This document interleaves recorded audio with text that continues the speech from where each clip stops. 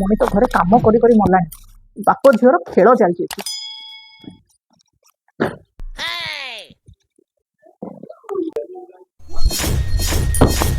ଏଟା କଣ? ଜାଣିପାରୁନ କି ଏତେ ସବୁ କାମ ମୁଁ କରିପାରିବି? ମତେ ନେଇକି ମୋ ମା ଘରେ ଛାଡିଦିଅ ବାସ୍। ଓ ହଉ ଆସ ବସ ବସ ବସ ଆସ ଆସ ବସ।